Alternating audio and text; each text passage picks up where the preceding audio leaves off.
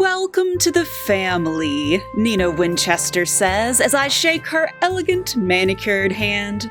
I smile politely, gazing around the marble hallway. Working here is my last chance to start fresh.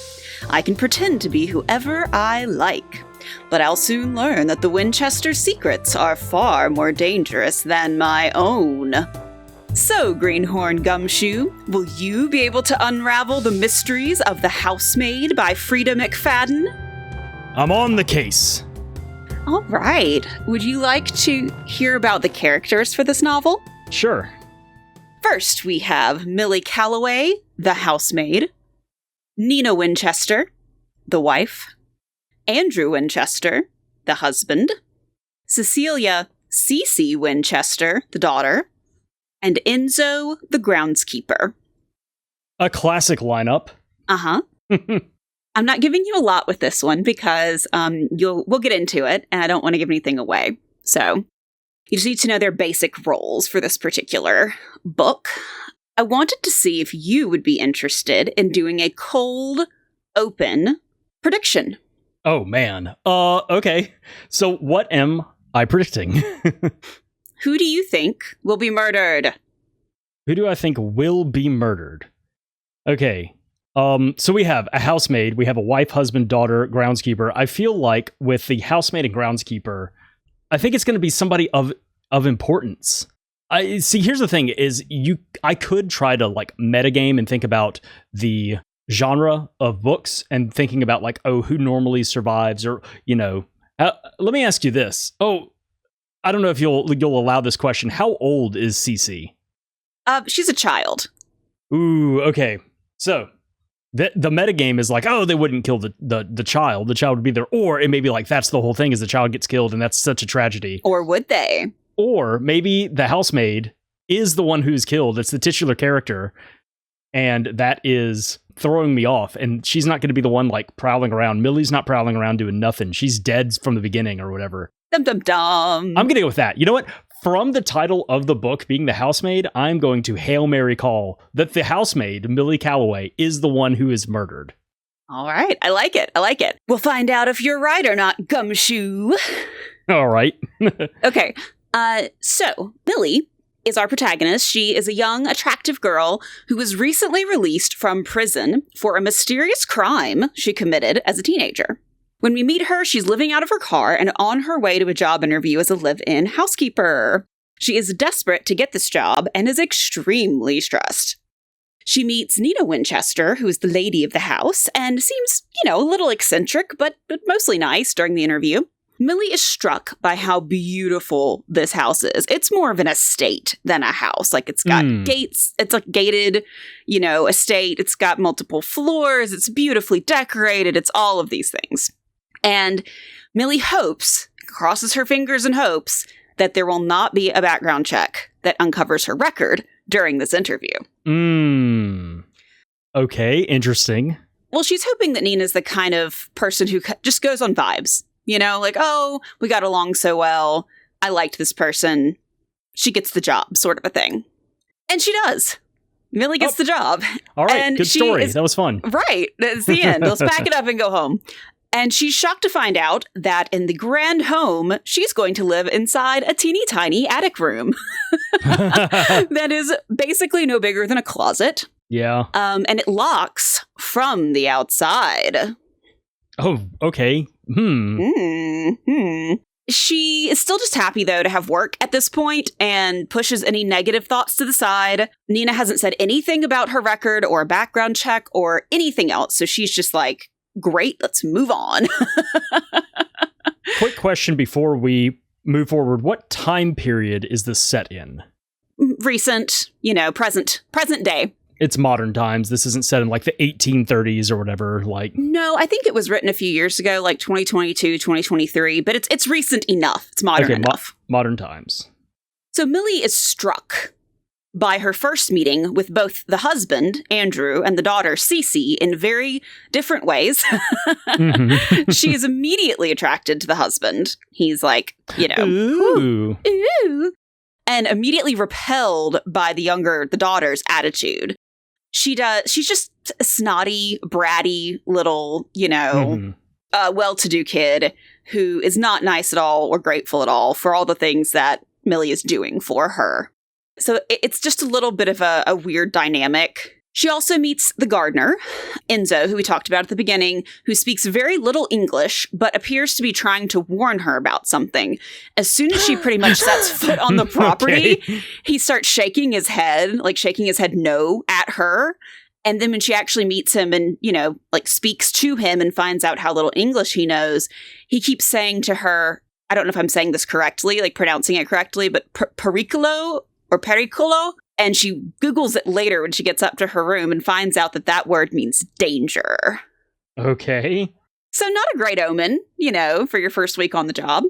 But as her time progresses with the family, Millie finds out how strange Nina really is. She makes horrendous messes, like throwing milk on the floor, just weird stuff, just so Millie has to go clean it up.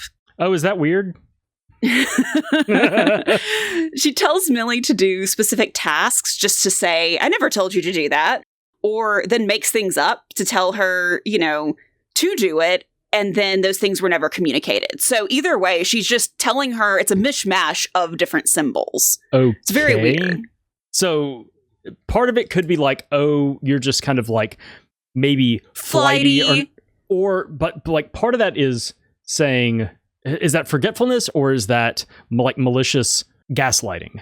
Well, and that's what Millie isn't sure about because she doesn't know her very well at this point. And so she's like, is it just her forgetting? She does seem to be, like I said before, a little off, maybe a little bit flighty or just odd. But Millie's not sure if it's intentional or if she has some kind of an issue. Right. So we don't know at this point, and Millie doesn't know at this point. But it seems like she also delights in embarrassing or berating Millie in front of her friends when they come over for events. Ah, so she's a royal bitch. Yeah, exactly. And also will do the same thing in front of Andrew, in front of the husband. The husband comes to Millie's rescue a few times. Question from the class. Do we have a description of Millie? Is she actually like quite attractive and maybe Yes. Nina is feeling okay. So there's not really super physical, but basically it's just that she is attractive.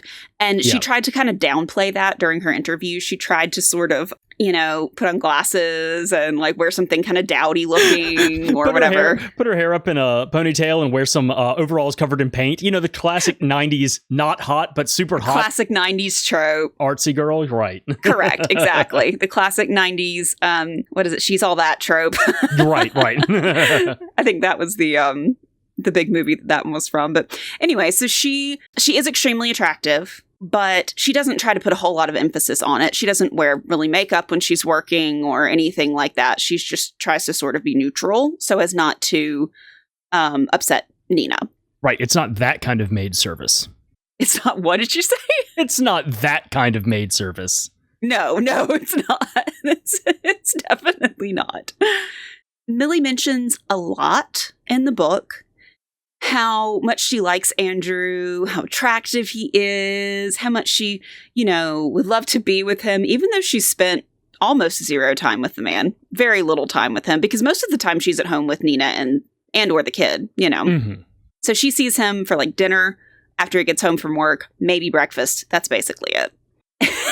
What's funny, though, is that the husband starts to come to Millie's rescue sometimes when Nina is berating her. And he'll say, oh, well, it's okay. And she didn't mean to do that. Or kind of tells Millie, like, I know she has these episodes. I'm sure she didn't really tell you that, or to do that, or whatever the case may be. I wouldn't necessarily file those pleasantries under coming to the rescue so much as almost excusing and allowing the stuff to continue and not. Well, does he ever at any point say, okay, Nina, that's too far, like cut it out? Explicitly, yeah, he does. Or is it more just like, oh, that's just how she is? No, he tries to calm her down a few times, and he also helps her clean up sometimes as well when it's some of the larger messes. So that, of course, endears him to Millie even more. So she's just falling more in love with him by the moment, of course.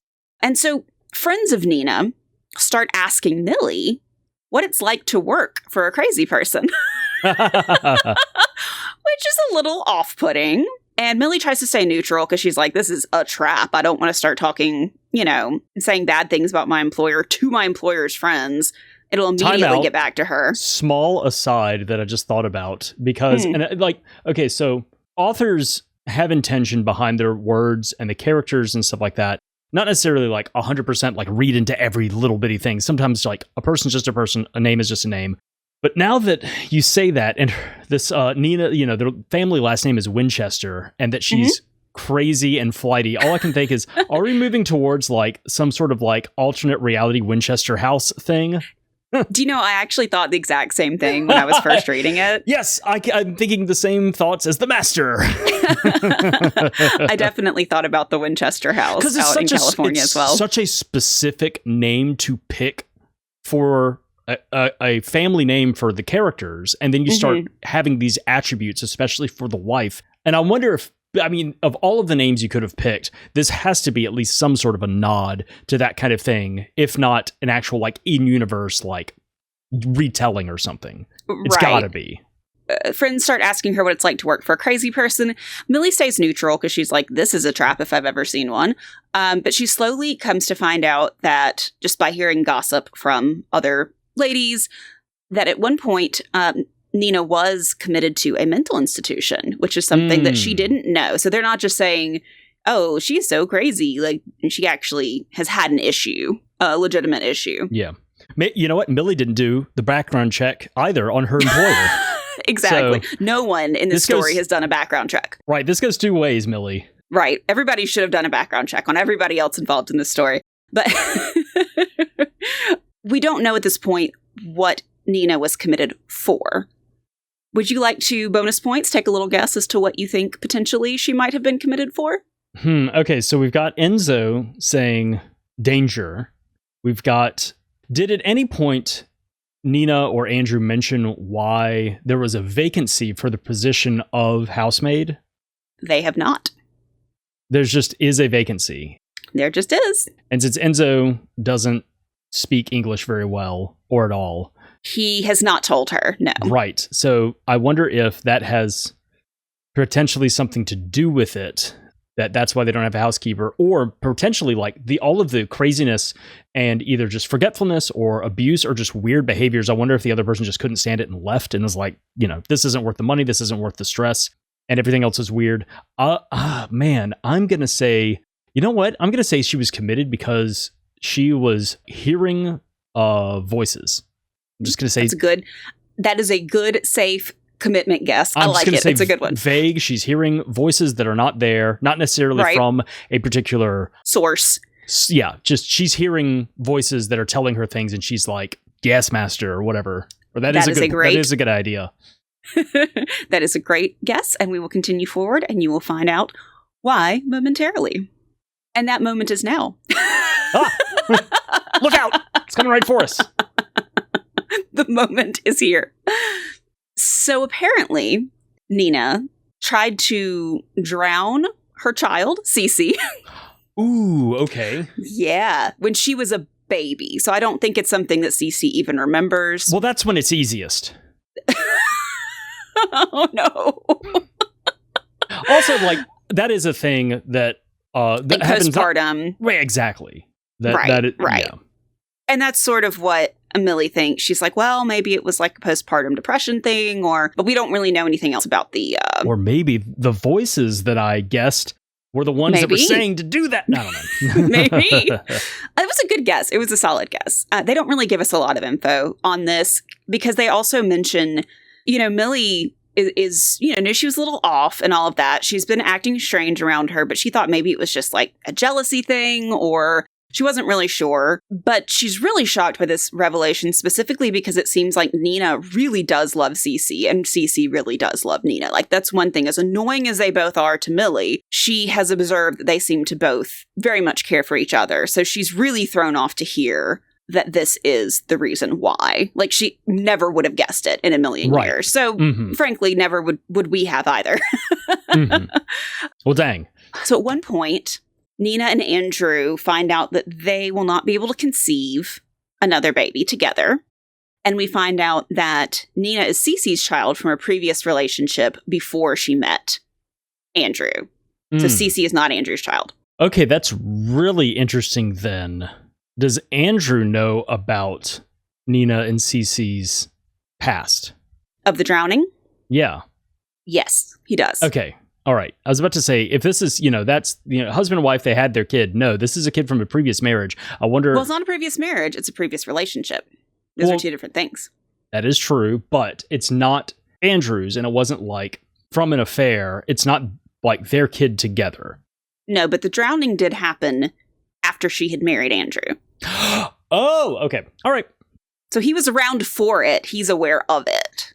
But for some reason, he is still desperate to have another baby with her, which seems a little bit concerning. And they go to, like a fertility specialist, and it's this big point that they're really excited about it, and that Nina's been telling her friends and his mother and other family members, like, that they're trying to get pregnant, and, like, she's very open about it, seems really over the moon about the whole prospect. But then they get home one afternoon, and they are both obviously, like, really down and sad. You can tell that Nina's been crying. Andrew looks out of it. They both look really upset, and they're fighting kind of outwardly around Millie, which is unusual. They usually don't fight where she can hear them, at least, Nina goes up to her room, and Millie realizes, after talking to Andrew a little bit, that, they found out that she can't conceive, basically. It's not possible for her to have another baby. And so this is a huge blow for them in their marriage, because this is something Andrew really wanted, was to have several children, and also one of his own.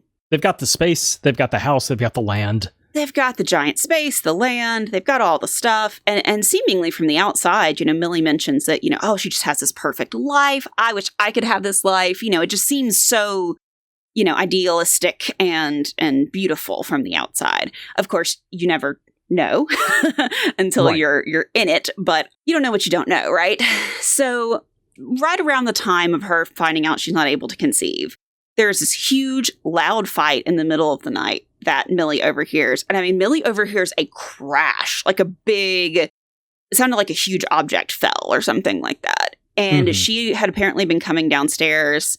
I don't know if she was going to get a glass of water or something, but she hears this loud noise, and she almost thinks to herself, I'm going to go check and make sure they're okay. But then Nina catches her coming to check, and it sounds like she was eavesdropping. It looks like she was eavesdropping on them, basically. So it's a bad look. And Nina gets livid, more livid than Millie has ever seen her, and basically says, you're not allowed to leave your room at night. Don't do it anymore. Oh, man. Which is, real creepy, real weird. And to tell a grown adult, don't leave your... She's like, well, what if I need water? Nina says something to the effect of, get some bottles and keep them up in your room, basically. What if I gotta go potty? Well, she does have a bathroom upstairs, so she doesn't have to come downstairs to go potty, which is, I suppose, a plus. Well, then she can get water from the bathroom. Yeah, I guess that's true. And then that is soon followed by an incident where Nina asks Millie to get her and Andrew tickets to the new hot Broadway show and a night at a fancy hotel downtown, so they can have a night out and relax and reconnect and all of those things after this big, blow that they've had. But then Nina pulls the rug out from under Millie and says, you got them for the wrong weekend. I didn't tell you to get them for this date. All of this stuff. It's a huge meltdown. It's a big deal. She's like, I have to take Cece to camp that day. I have to drive her up to, wherever. She doesn't really say, over, and I won't be here, and blah, blah, blah, blah. And she basically threatens to take out the cost of insanely expensive Broadway tickets and the hotel out of her paycheck unless, they can get a refund, essentially, from the credit card company or from wherever. And Andrew promises, he intervenes, and he says, look, don't do that. Nina, that's not okay. I'll get a refund. Please don't worry about it. Please don't take this out on Millie, these sorts of things. So he very, very clearly steps in for her in that moment. And then Nina takes Cece up to camp, and she stays the night and then comes back the next day. Andrew had to stay because he had a work meeting the next morning. And so Sunday, afternoon rolls around, and Andrew tells Millie he couldn't actually get a refund, even though he told Nina that he got a refund. And that it would be a real shame if the tickets went to waste, and invites her to go. First, he says, you and a friend could go. Ooh, it's a trap. Ooh. Right. First, he says you and a friend could go. And then she's like, well, I don't really have any friends around here, because she's just moved here, after all of her stuff. And I live in the closet in the attic, and you won't let me out. Live in the attic closet, right? And basically it turns out Master has given Millie a sock. A Broadway sock. A Broadway sock. I don't want to delve into the implications behind what a Broadway sock is. Please continue. Let's not. So so of course the two of them wind up going together to the show, and she dresses up in a fancy dress that Nina gave her, which is another side story. Basically, Nina had been changing, not changing, what I'm trying to say, cleaning out her closet, and wound up with some stuff she couldn't wear anymore. And she was like, can you take these to the, Goodwill or whatever? And she was like, actually, if you can wear them, feel free to wear them. And so it seems like a really nice gesture at the time. But then Millie winds up wearing one of these dresses because she doesn't really have anything else nice to wear to a Broadway event. Right. So she winds up wearing one of these fancy white dresses, which that's apparently Nina's color. Kind of weird. They wind up going to the show. Of course, Millie feels like a princess. She's so in love, this, that, and the other. It's a whirlwind of an evening. Everything's wonderful. They go out to dinner at a fancy French restaurant. They both have too much to drink. And of course, they wind up using the hotel room together. So they have a tryst. And Andrew's like, it couldn't possibly happen again. We shan't do this anymore. Type of a thing. And she's like, of course not, of course not. And they go back and forth and unless and talk about how, of course it was lovely, but they couldn't possibly. And then they leave.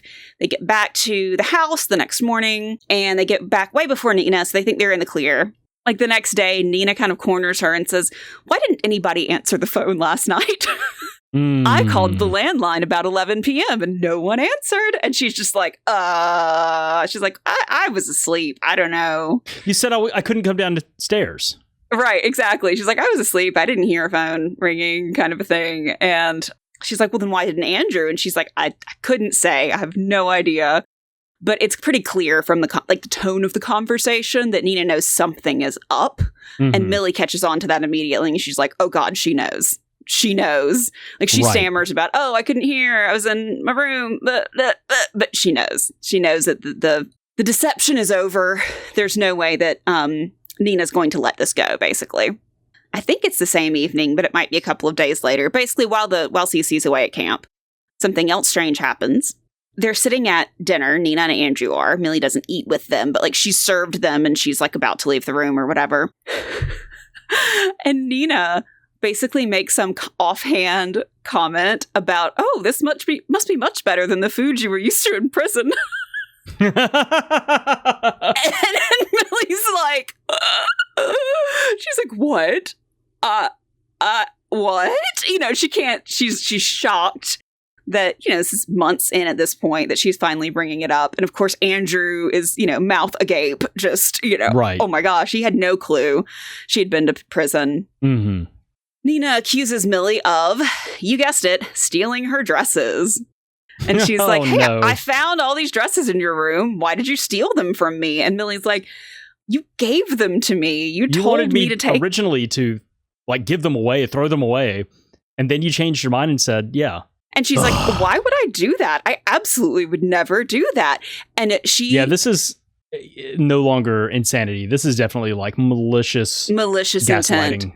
Yes, yeah. And she threatens to call the police because now that it's clear everyone knows that she has been in prison before, the stakes are higher. If somebody calls and reports you for something, you go back to prison, you're breaking your parole. The consequences are much worse for her now, right? Of course, yeah.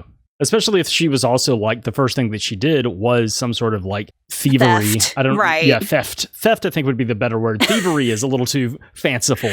It's a little ye olde English.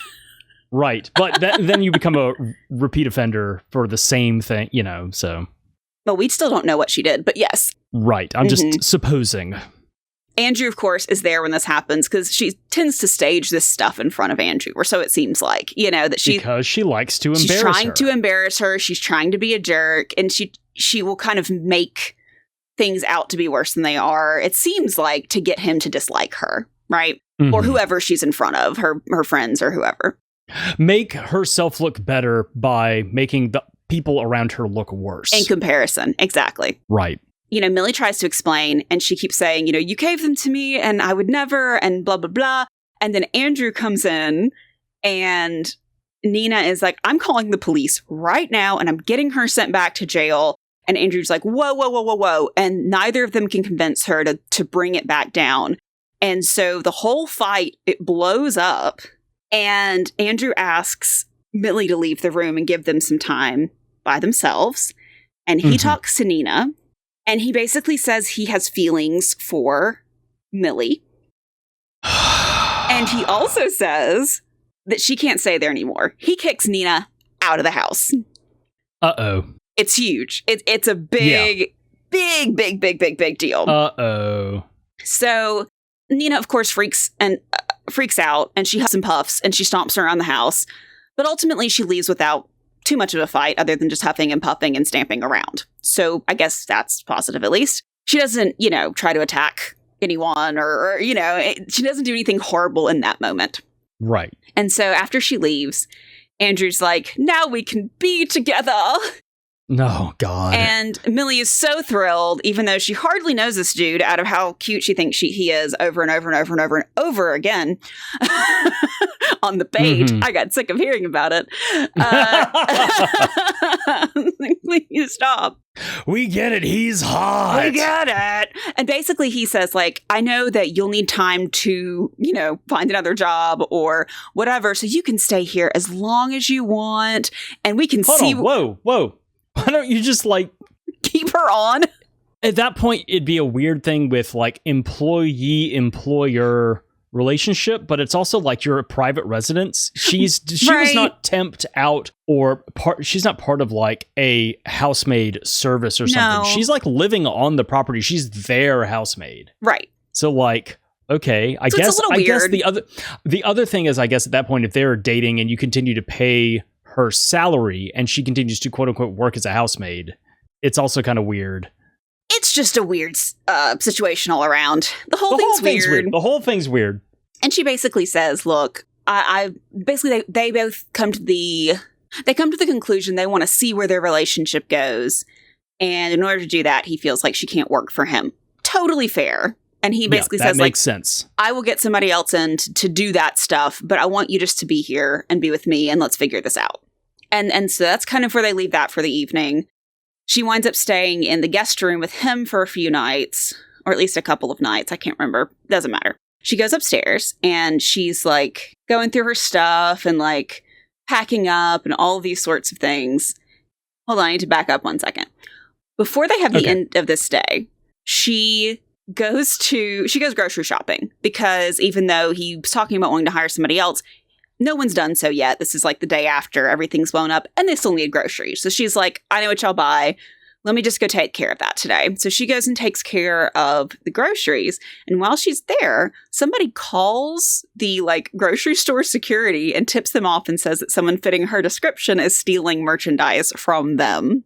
Gee, I wonder who that could be. And of course she freaks out. Awesome, right? So of course she freaks out because she's like, I don't want to go back to prison, blah, blah, blah. And she runs into one of Nina's friends while she's there shopping and finds out, she's like, oh, didn't you just hate that Nina put that location tracker on you? So we find out during that whole shopping trip that's how she knew all of the stuff that she knew, was because she had a location tracker on her phone. On her phone? I was like, yes. How did you, on her person? No, on her phone. Okay. So of course that then explains why she knew she was at that grocery store. She could call in the stuff, whatever. And why she knew that they were out on a weekend together, that they were at a hotel room. Right. And it stands to reason, once you learn that info, that she may also, because she's very protective and out of her mind about certain things, probably has a location tracker on her husband's phone, on Andrew's phone, too. One would imagine. So anyway, so that was kind of a funny little aside, but that explains how she figures that out. Of course, she didn't, shoplift, and so the security person lets her go. And when she gets back, she and Andrew wind up in the attic room where she had been staying, because she was moving her stuff to bring down to the guest room they had been staying in the last couple of nights together. And so she was just getting her stuff together to bring it down, and he comes upon her in there, and he's like, what are you doing? And she's like, packing. And he's like, oh, mwah, mwah, mwah, mwah, mwah, mwah. And so they do that, and she falls asleep. They mwah, mwah, mwah, mwah, They mwah. mwah, mwah, mwah, mwah, mwah, and she falls asleep, and when she wakes up, he's gone. And then she goes to open the door, and it's stuck. There it is. I was waiting. Like, what an interesting little tidbit to drop that it locks from the outside. Like, yeah. Yep. And so she goes to turn the knob, and it won't open. And she kind of jimmies it some more. Still won't open. And then she starts yelling, and no one comes to help her. So she is upset, and she's extremely upset because she promised herself she would never be in a situation she couldn't get out of again after she went to prison, right? She's got some, like, of course, no one would be happy with that situation, but she is, like, extremely upset about it because of that, reason.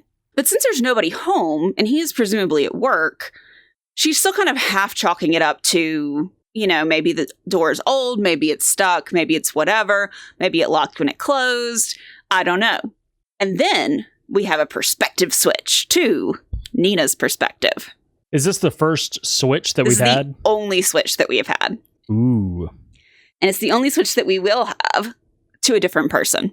This switches to Nina in a hotel, and she walks over to the vanity in the bathroom of the hotel, and she lights a picture of Andrew on fire, and the ashes go into the sink, and then she smiles. And then it cuts to How to Get Rid of Your Sadistic Evil Husband, a guide by Nina Winchester. So it goes through this in cheeky little sections, like 1, 2, blah, blah, blah. But I'm just going to summarize all of that and smush it together because we don't need that. Basically, we learn her background, which is that she got pregnant with Cece in grad school, and she worked at a company where Andrew was her boss's boss. She has an embarrassing situation where she was stuck waiting for her boss in a meeting with Andrew to bring in some important documents, because he basically said, like, stay right here. I may need you to, like, print some things and bring them in during the meeting. So she's waiting, and she has just newly had her baby, and so she can't get, and she's sitting there going, I have to get to the bathroom, because, I don't know if you know this about pregnant women, you probably don't. If you don't nurse enough, when you first have a baby, the milk will literally just, like, seep through your shirt. And so she's panicking because she's like, I need to go, if you don't, like, pump at different intervals. So she's panicked because she's missed her pump time because she's, like, sitting here waiting for this meeting. Oh, I hate when I miss my pump time. I hate when I miss my pump time, too. It's the worst. It's the worst. And so the boss calls her in with the documents. And, of course, she goes in and she has, like, milked through her shirt, essentially. And so she's horribly embarrassed. The guy gets mad at her. Her boss gets mad at her and, like, dresses her down in front of Andrew. And is like, how dare you be a woman? And she's exist. Right. And she gets upset and she cries and she runs to the bathroom and, of course, cleans up and does her pumping and whatever. And when she comes back out, she runs into Andrew in the hallway. He apologizes to her, takes her out for lunch. They chit chat. She falls in love with him. Not quite as immediately, but they have, like, a whirlwind romance situation. They get married quickly. And everything is perfect and wonderful until she finds out how evil and sadistic he can be. He likes her hair dyed blonde, which fine, but she doesn't get her roots dyed fast enough for his liking one time, and he locks her in the attic room and tells her she can't come out until she plucks out 100 strands of her own hair by the root. Yeah. Okay, so... Yeah. Allegedly, this is what we are hearing, once again, from Nina. So we don't know how reliable this is. As Nina, though, but yes, yeah. But I'm as of right now, I'm going to keep that in the back of my mind that this is what we've fed up till now to the reader as this is a person who is unstable. And so how reliable will her perspective be? But I'm going to take it at face value for the time being, just for the narrative's sake. Please continue. She, at first, is like, you're being ridiculous. You must be joking, etc. Goes through all the stages of denial and disbelief and all of these things. Doesn't do it at first. He gets mad at her. He leaves her in there for, like, days. Yeesh. Right. Once she does it, he inspects it and tells her she didn't do it well enough and she needs to do it again, and he locks her back in there. And so, like, she didn't get the full root on every piece or something stupid like that. And so she does it again. And then he finally lets her out. And at that point, she hasn't anything to eat or drink or like anything. And so he gives her a bunch of water. She gulps it down. You know, he lets her out. He has to help her like walk down the stairs, get her to bed. The next thing that she knows is she's waking up to the sounds of water running in the bathroom. But it's like in the afternoon. It's daylight. And she can't figure out why she's hearing this. And so she wakes up, she looks around, she sees a bunch of texts from Andrew being like, hey, are you okay? Like, where are you? Are you okay? Are you okay? Like over and over and over. And she's like, that's weird. From today, not from the time that she had been locked in the room. She's like, that's strange. Right. And she gets up, she goes in the bathroom, she opens the door, and there's Cece in the tub up to her like little shoulders in water. So she's okay, but like if it had gone on too much longer or if she would have slept through it, she wouldn't have been. Yeah. And so she immediately grabs her, yanks her out, you know, goes to yank her out of the tub. And the police bust in and they're like, freeze! Don't touch that child. You're trying to kill her. Thank God for that tip from your upstanding husband. And so they take her to... This is weird. This is so fucking weird. She's committed, basically. They take her to an asylum. She's committed. Goes through a treatment program. Gets on medication. All of these things. Basically, you know, he puts her through hell. Through this whole program, and she gets home and she is convinced that it was her brain and that none of the stuff in the attic happened and that she must have done this to her baby, which is wild. But I think, you know, the people at the facility are like postpartum, this, that, all the things that we initially thought, right? Right, exactly, yeah. And so she's like, well, I must really have been crazy, but she's really terrified, for obvious reasons, of the attic room. And so her therapist tells her she needs to conquer her fear and go and check it back out so that she can see there's really nothing wrong up there. So she and Andrew go back up to the attic room and, shocking no one, he locks her back in there. So he was of course, the architect of all of it after all. She was not real crazy. He set her up to look crazy so that in the event she ever wanted to get away from him, she would look less reliable, essentially. Right. And showed her basically like, I'm in control. I'm in control of whether you live or die. I'm in control of whether your daughter lives or dies, like all of that kind of stuff. It's pretty much. I'm also in control of the perception of like other people in our friend group and everything like that. Exactly. That if you try to say something, now there's this official mark from the police, from this institution and everything like that are going to also be on my side of what I decide to say. Correct. Yeesh. And just it puts her in a really bad position and makes her look like a very unreliable witness, right? He puts her through just absolute hell. He bear sprays her in the face, leaves her in the room. I mean, wild.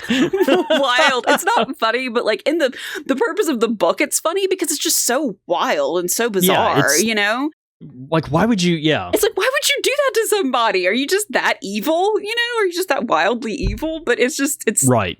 It's almost comical in its ridiculousness, in my opinion. So it gets into that. And so eventually the gardener starts seeing her stuck in the room for several days at a time, up in that upper room and not able to get out and not leaving. And so he starts to suspect that something is up and strange about that. Yeah. Because here's this like, you know, rich woman who has this whole house and she's always up in that weird one little attic room, you know, and she looks distressed as well when she's in there. She doesn't look happy about it.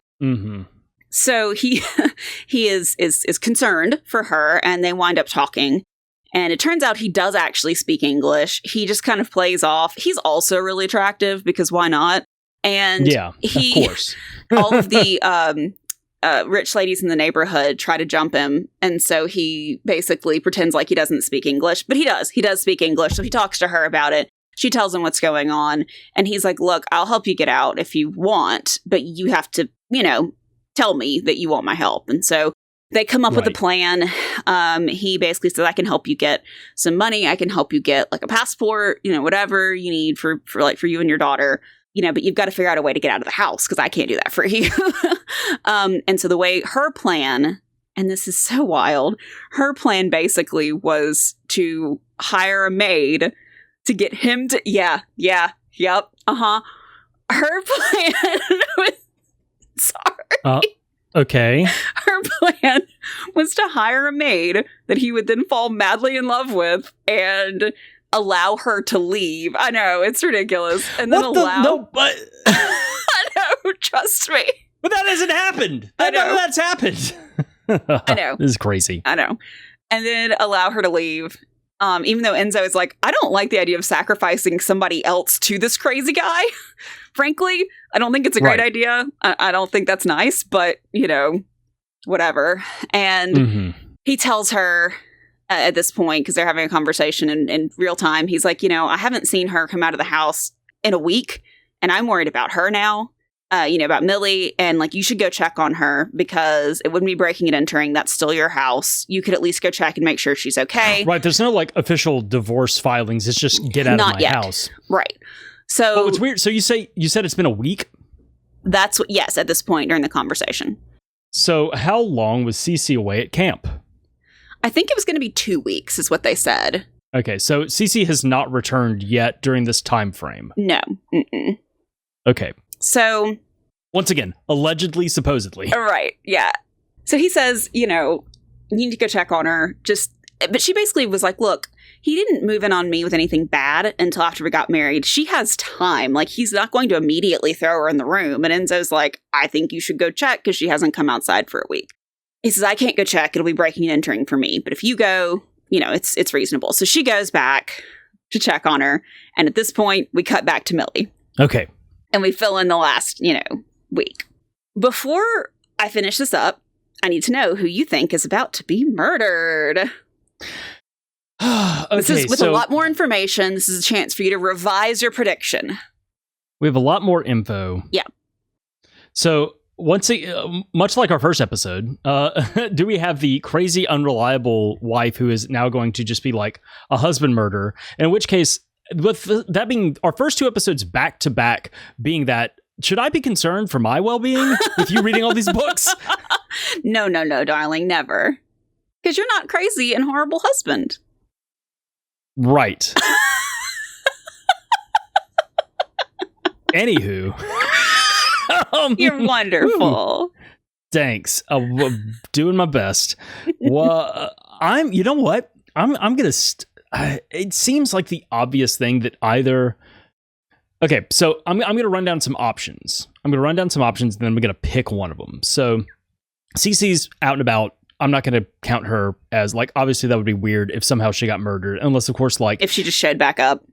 Or somebody jealously, like, went and kidnapped her at camp, and then we went to another location. And I was like, I don't see this book doing that. So I'm not going to do Cece. It could be that there's an altercation and Enzo then like steps in to try and like save Nina, and then Andrew like smashes him in the head with like a pipe or something. I don't know. That could be something. It could be that Nina is crazy and is making all this stuff up and attacks Andrew and kills him, and then Millie has to like run away or save herself. It could be that that Andrew has to defend Millie from being attacked by Nina and winds up killing Nina. But I'm still going to stick with my original thing. Millie, the housemaid, the titular character, is going to die. Alrighty. I just think that would be a really interesting thing to have her perspective the entire time, and we learn this, quote unquote, learn the truth from Nina about like what's been going on. And that I think if she showed up and killed the titular character, I think that would be really interesting. And it just, I don't know, feels right. So I'm going to stick with that. All right, so Millie is still stuck in the room. Andrew comes back and he tells her that the reason he has locked her in this room is because she left some of his books out on the coffee table. Seems completely logical, right? Okay. Crazy. And she needs to put these heavy books that he left in the room on her stomach for 3 hours in order to learn a lesson. And she's like, what are you talking about? Have you lost your damn mind? Yeah. Because he was totally, so perfect and wonderful and all that stuff before this. She just can't, she can't reconcile it. So she tries to prevail upon him and say, look, this is ridiculous, all these sorts of things. And she finally says, fine, whatever. Because he leaves her in there as well, like for a day, tries again. And so she finally puts the books on her stomach and is like, this can't be that bad. Like, let me just get this over with so I can figure out what's going on here, basically. So she does this, and then he comes back and tells her she missed the amount of time she had to leave them on by 10 minutes. Sound familiar? Sound like the thing he did to Nina? Yeah. And forces her to do it again. She finally does that and waits for him to come let her out. While she's locked in the room, Millie finds some bear spray in the closet, and she puts it on her person so that she has some way to fight her way out, right? Ah, yes, Chekhov's bear spray. I thought the same thing. I was like, it's Chekhov's bear spray! Perfect. 100% at the same moment. I was like, the genre has evolved. First we had Chekhov's gun, now we have Chekhov's bear spray. I love it. Anyway, okay. So when Andrew comes back to let her out, she bear sprays him in the face and forces him back in the room. Then, after she gets out, she, closes the door, locks him in so that she can figure out what to do next and get her wits about her. Mm-hmm. So obviously, she makes the perfectly reasonable and rational decision to put him through some of the same sadistic challenges he put her through. Because that makes total and complete sense, right? But, here's the thing. From the standpoint of, biology and stuff like that, just for, muscle mass and size difference, men on the whole, are physically stronger than women. And so therefore I can see why Andrew may be able to have forced Nina and Millie to do certain things just with that frame of reference in mind. It doesn't say anything, obviously Andrew's a hunk, but does it say anything about him particularly being strong or anything like that, or working out a bunch? No, I mean they talked about him being muscular, but not as muscular as the yard man, and but they don't give a a real comparison or a very specific. I don't. But how? I don't see this going well for her. So she should go down and call the police and get the fuck out of there. One would think. So she locks him in the room, and she tells him she'll let him out if he puts those books on his stomach as well, except further down. And he does that. And she does the same thing he does with her. And now you have to do it longer, my blah, question, blah, blah. How are they able to tell, Is there I forgot to mention this. Camera, there is a hidden camera system. There's a hidden camera in the room, and it's connected to this. Was it just the honor system of all right, I've had him on for 3 hours. Oh, my tum-tum sure hurts. No, there's a hidden camera in there. That makes more sense. Okay. Yeah. Sorry, anyway. I forgot to mention that. And so then she, for some reason, sticks pliers through there and tells him if he plucks out one of his own teeth, she'll allow him to come out. Solid. But what? Anyway, let me finish. So... But also, don't give him pliers? But also, what is the point of any of this? Like you said, just call the police. Just call the police. Just call the police. Anyway, so then Nina comes back to the house. She finds it eerily quiet. She walks up to the attic and finds Millie outside the room looking very pale, and Andrew lying inside the room looking very still. Millie tells her everything that happened, and Nina apologizes for putting her through all of that. Nina goes in the room to check and make sure that Andrew is dead. He is. Very, very dead. Nina tells Millie to leave and that she will take the fall for whatever happens next. She's hoping she can, leverage her insanity defense, basically. I don't trust this. The police come, and the investigating officer happens to be, and this is this book, happens to be the father of Andrew's ex-fiancée. Don't worry about it. She's only mentioned one other time. It doesn't matter. But, yeah. This is the only reason it comes in. It's just a MacGuffin, thing. And he knew the relationship really messed her up and implies he knew that Andrew was not a great guy. So technically, Andrew died of dehydration. And so Nina's not charged with anything. She's let off the hook. And by this other guy, it's also implied that he kind of didn't mention certain things, like all of the tooth torture and whatnot. Okay. At the end, there is an unsettling exchange at Andrew's funeral where Andrew's mother talks to Nina about the fact that he died with several of his teeth having been pulled and missing. And Nina's like, I'm cooked. This is it. She's got me. She's going to report me to the police. This old lady figured it out, right? Right. I guess. she basically says, I always hoped he learned his lesson about taking care of his teeth for me, because when he was young and he had like his baby teeth or whatever, I told him that if he didn't take care of his teeth, somebody would pull them out. Okay. Basically implying that she used to do the same kind of stuff to him as punishments that he was doing to these women, and really messed him up. I guess that's the implication behind that? It is. No, she talks about like pulling out his baby teeth. Oh. Yeah. Okay. Yeah. So, weird. Very strange. Then there's another stinger at the end where Millie joins the Avengers. No, I'm kidding. Where Millie, Where is Cece? Does it matter? It doesn't matter. It just doesn't matter. The kid left the story so that the adults could do all the fucky stuff. Pretty much. Yeah, pretty much. Okay. She's fine. Nina gets her back. They wind up moving to California. It's all good. She spent some time with Enzo being safe. It doesn't matter. The stinger is Millie is applying as a housemaid at a new job with somebody that Nina recommended her for. And the lady, it seems like a normal interview. They're having like normal conversation about her qualifications and all of these things. And she makes some comment like, Nina recommended you highly and said you'd be wonderful for the job that I need. And do you still do that? And blah, blah, blah. Wink, wink. Exactly. And Millie's kind of like, sure. Like she's a little bit confused. And then she sees bruises on this lady's upper arm and realizes that she also wants help getting out of her marriage. Or maybe having the husband killed. Unclear. It leaves it a little ... Some help taking out the trash this summer, The Housemaid. Right. Definitely leaves it open for a sequel to this horrible book. So. Oh, someone has some spicy opinions. That's the end. Okay, well, I got it wrong. You got it wrong, but frankly. Yeah, the husband, once again, big surprise. Wow, the husband died and he was a jerk.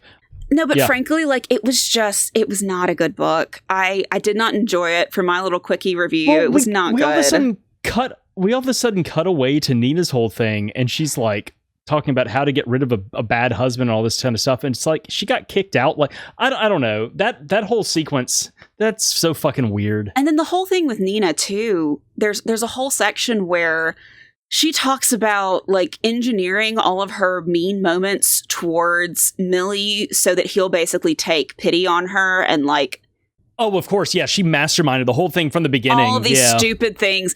Yes. It's very much. How utterly convenient. Exactly. Yeah. Exactly. So it was, I didn't like all the convenience of it. I didn't like Nina's little switcheroo in the middle. I thought, honestly, it kind of felt like it was written by, like, obviously there was adult subject matter and stuff like that, but it felt like it was written by somebody who was a new writer, and not in a good way.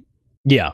Like someone that there was a lot of repetition of specific, like I kept talking about how they over and over and over were talking about how hot this guy was or whatever. And I was like, I'm so sick of you. Tell me anything else about this character.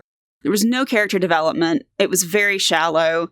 Too many, I'm fine with a few. You have to, in this genre, you have to have some coincidences. You have to suspend a little bit of disbelief. That is a trope. And that's the thing is, real life, it has a bunch of coincidences and stuff like that. It's a thing that happens. And so to bring those into the story, into a narrative that you create, that you engineer, obviously that makes sense because that is mimicking real life. But when you have too many coincidences, and it's fine to sprinkle some in. Yeah. But for this one, it was constant. It was too many. I'm sorry. Go ahead. Yeah.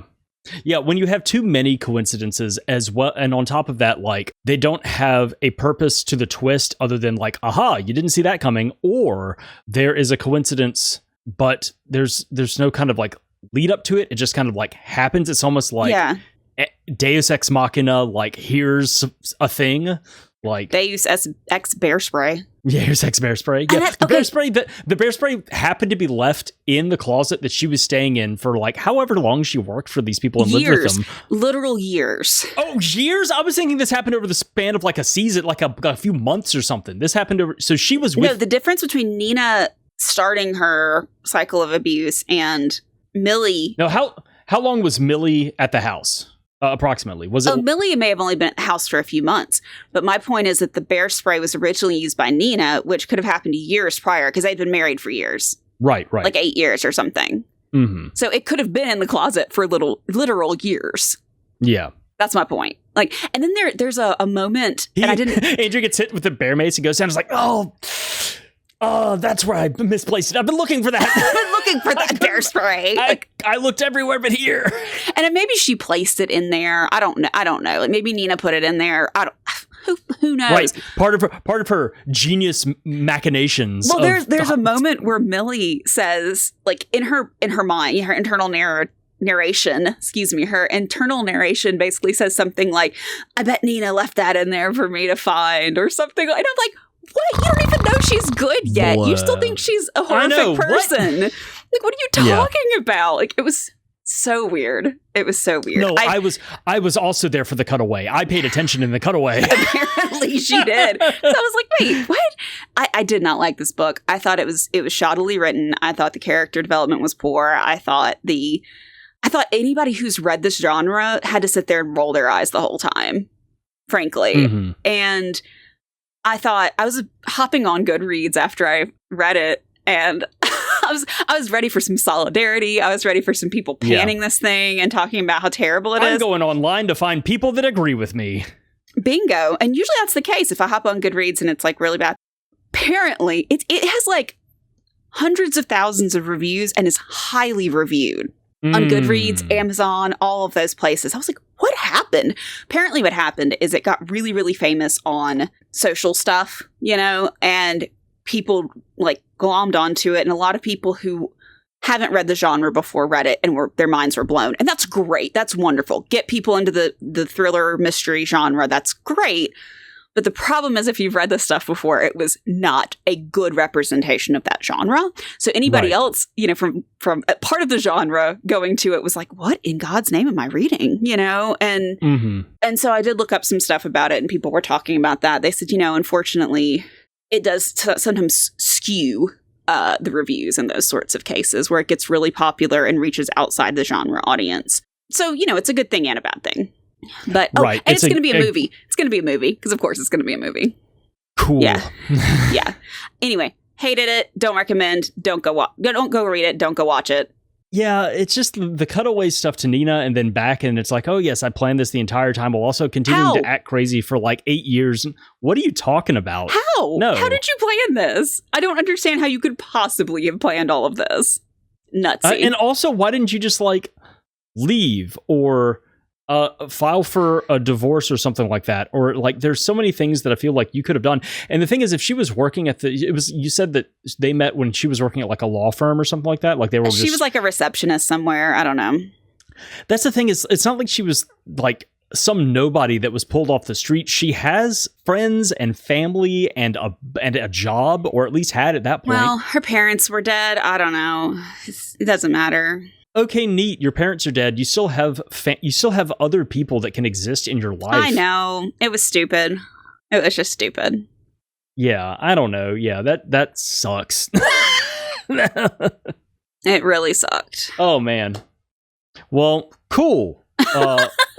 Episode number 2 is a real stinker. I love it. Stinker. Yep. Yeah, it's a number 2. Yes, it was a number 2. I got the recommendation from like a subreddit about thriller books, and I was like, oh, this will be so fun. Nope. It's real bad.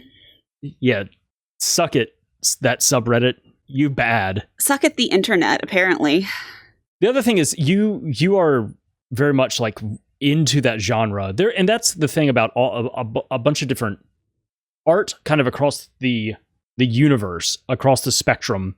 Writing of novels, of movies, of music, of physical art, dance, everything like that. Yeah. There are some things where somebody comes from the outside and it's their first instance of seeing this particular type of thing, and they go, and it's mind-blowing. Oh, this is so cool. I really like this. Oh, this is so cool. And people that are really into that niche genre are like, what are you talking about? This is either not good, or it's very derivative, or it's repeating like so many tropes and not well. Like, but if you don't know that kind of stuff and this is your first glimpse at it, like you look at it and you go, yes, this is so cool. I love that for all of the people it may have introduced the thriller mystery genre to. I am so happy they're here, and I'm not trying to talk down to those people at all. We want more people in the genre. That way it keeps being a genre. It keeps selling well. Right. It keeps, that's great.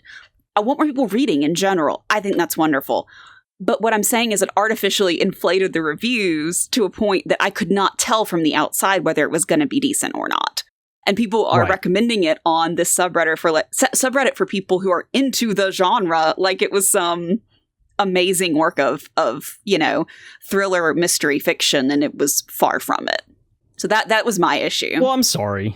It's okay. I'm sorry that, because of course you want to sit down. You if you spend that kind of time, that kind of energy and effort, you want to read it. You want to read a good book. You want to get to the end of the movie or the TV show or whatever it is that you're enjoying, and go like, yes, that was worth my time.